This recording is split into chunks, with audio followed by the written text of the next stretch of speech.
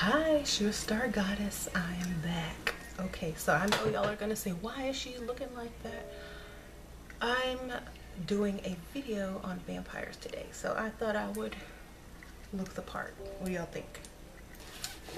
All right. Yes, I like to play dress up, okay?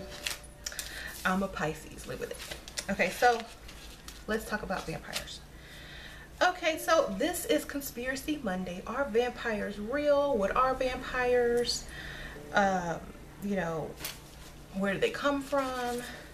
Are the legends real? You know, blah, blah, blah, blah. So, there are what I call psychic vampires and living vampires that, you know, live their life as a vampire. Like, they dress like this every day. They go out into the world as a vampire. Their home probably looks like a vampire lives there.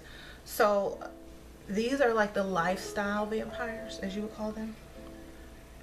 And then the psychic vampires are people, they might dress like vampires as well, but they're people who like to take energy from other people psychically and drain them of energy. And then there are some vampires that are sanguinarian, which means that they do drink human blood. So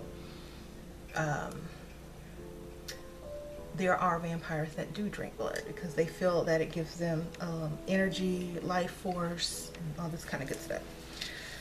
Okay, so basically there's a lot of like vampires that live in New Orleans, New York. They have a subculture, and they're separated into different houses, clans, or you know, whatever you want to call them. I have recommended 2 books on vampires: the Vampire Codex and the book called Vampire Magick, and I think that one is by Father Sebastian, if I'm not mistaken. So if you want to know more about the psychic vampires and the lifestyle of vampires and the different orders and clans and stuff like that, you can pick up those books. They will tell you all about it. Okay, now, like, the conspiracy about vampires, like real vampires, the kind you see in the movies, a lot of people believe that they were an alien race or an ET race that came here, and they had a certain need for extra copper or extra iron or extra something that's only found in blood, so that they would feed on human blood. And if you even like revert back to the Bible, you'll see that a lot of certain types of beings that were in there fed on human flesh. Okay, they like to eat people. And it's also said that the royals, a lot of people believe the royals, like royalty of the world, are possibly vampires. And it's even said that there are some people that actually have a vampire disease, which makes you, you know, need blood and make, you know, your blood eats itself and something like that. It's called porphyria or something like that. I don't know if I'm pronouncing it right. But that's due from lots of inbreeding in your family, and that disease comes up when there's so much inbreeding. So we all know, like, a lot of royals keep it in their family. You'll see a lot of cultures that practice inbreeding have this disease in their youth a lot of times, because in some cultures, you know, it's okay to marry your cousin. And, you know, if you keep doing that over and over, something's gonna develop in your, you know, DNA, and disease and, you know, disorders and mutations and stuff like that are gonna occur. So there is a vampirism disease, and some people really do have it. Okay. So I made some notes. So they say that the so-called ET vampires actually looked like Nosferatu, you know, with the pointy ears, the bald head, and stuff like that. And if you've seen the movie Dracula Untold, the monster vampire dude that hangs out in the cave kind of looks like a Nosferatu, you know. And he's, you know, he's not like you know, Count Dracula, but he was a creature, you know. So y'all check that movie out, it's pretty good. And also, like, psychic vampires, they can drain you of your energy. They practice energy work. Okay, in Magic there's a lot of different types of names for energy work, but vampires practice any energy work of taking energy from you and draining you. Okay, so most of the books teach you how to drain energy from people. And also, if you're a vampire witch, they teach you to drain energy from anyone that you're trying to curse or hex, because it will make your spell more powerful and them more defenseless. So that's another good tip. So there's lots of people in history that have been said to be vampires. Vlad the Impaler, Mary Tudor, y'all can go look those people up. So there are different types of vampires in the subculture. Are like the fan vampires, the ones that love all the vampire movies, TV shows, and just like vampire geeks. Okay, then there's the scholars, which are the authors, the researchers, the novelists, the people that make up vampire lore, like, you know, Anne Rice, you know, anyone who's done research extensively and written books and all that kind of good stuff.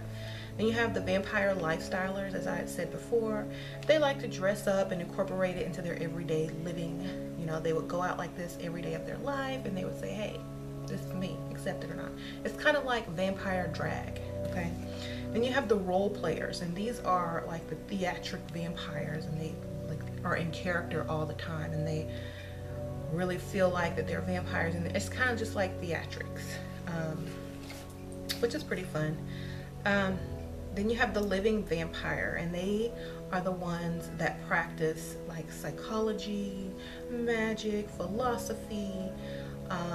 They're like in it for the higher consciousness, and you know, trying to reach self-actualization through knowledge and get out of the cycle of being reincarnated. They're looking how to become source energy, and they might have the left hand or right hand path depending on their morals.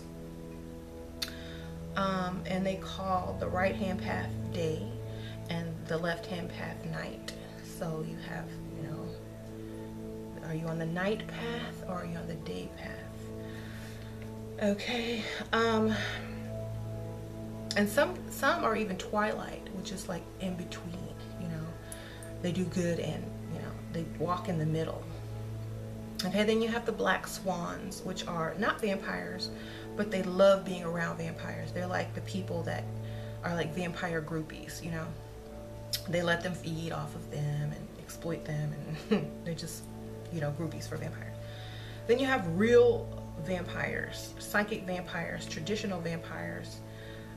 Like when you're around, when I talk about real vampires, I mean like they don't even have to know they're a vampire. When you're around them, you'll just feel like drained. You don't want to talk to them. They bring you down. They suck all your energy. They just lower your whole vibe, and you just gotta get away from them before you start, you know, feeling just as bad as they do. You know what I mean? It's those people with bad energy that you just don't want to be around. And most of the time, they don't even know they're vampires, but they really are. Now, then there's the conscious, ethical vampire, who knows that they're a real vampire that brings people down and has bad energy. But they know how to control it, and they know how to use it on certain people. Instead of using it on everybody, they'll save it and say, okay, I'm not gonna drain my mom, let me drain this person at work I don't like, you know. They're ethical. So they pick and choose who they drain, as far as, you know, not everyone. Then you have the sanguinarians, as I talked about earlier, and they like to drink blood for mental, spiritual, and physical energy. This is not recommended. Like I said, there's lots of diseases and stuff out there, so a lot of people will have a donor or someone that they drink from and get tested and stuff like that if they do practice this. And there's some books. One of the first books on vampire lifestyle was called Vampires Among Us by Rosemary Guiely, and she's the same lady that wrote the book about the jinn. So if y'all want to check that book out, go ahead. In folklore, like, people really believed in vampires back then because, you know, things that are unexplainable, they will create a supernatural excuse for why certain things happen. If there were a lot of illness in an area, if a lot of people died of a disease or something, they would blame it on a vampire, and they would dig up the first person that died of the disease and like behead them and, you know, stab them through the heart with a stake and burn their body. You know, a lot of this was to appease, you know, people, to say, okay, well, we did something about it. And then a lot of people would like dig up the corpse and notice that the hair had grown and the nails had grown and say, oh, it's a vampire. And they would like stab it and behead it and burn it. But your skin actually dehydrates, so it will like shrink. So it's going to appear that your hair is longer because your scalp shrank. And it's going to appear that your nails grew because your fingers, the skin has grown back and shrunk back. And a lot of times before they practice embalming in certain areas, the person would actually be buried alive. So if you notice, like back in the Victorian days, they would bury people with like a tube or a pipe in the coffin that leads up to the surface. And if they were to come back alive, you know, in their coffin, they could scream for help, they could breathe, and certain things like that. So a lot of people were buried still alive, and coming back from the dead was like common back then because they didn't embalm people, you know what I'm saying? So they thought they were vampires, and you know, then they would just kill them again, and which is silly because like modern day, you have people waking up in morgues like after 2 or 3 days of being dead and totally freaked out and saying, I'm not dead. You know, they were just in like a coma or something. So that's where a lot of the vampire folklore comes from. But also blood types, they say some blood types are very vampiric, I don't know. Such as Rh negative blood types. They just have certain qualities that a vampire in folklore has. So it's kind of, you know, everyone has telepathy, everyone has psychic ability. It's just that some are more pronounced, more sensitive to certain things than other people are. Their senses are more heightened. Now, magically, a vampire, if you want to practice vampire magic, there is vampire magic. Let me get my fan because I have all my props today, you guys.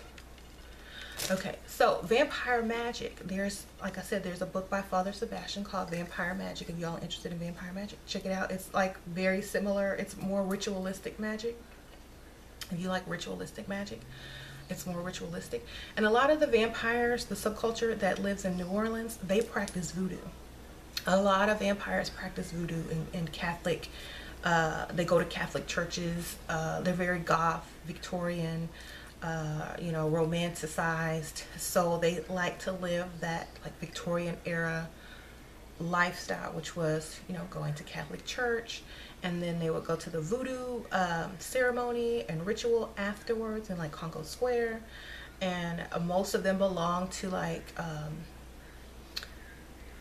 a group, and they do their rituals, and they use Papa Legba to open their ceremonies, and they're especially in New Orleans. So if y'all want to check out the New Orleans vampire scene, there's lots of videos on YouTube that will talk about, you know, all that kind of different stuff.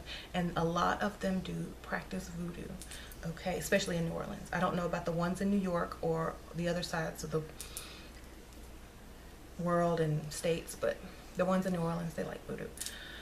Okay, so I think this is enough on this topic. If you have any ideas for next week, let me know and I will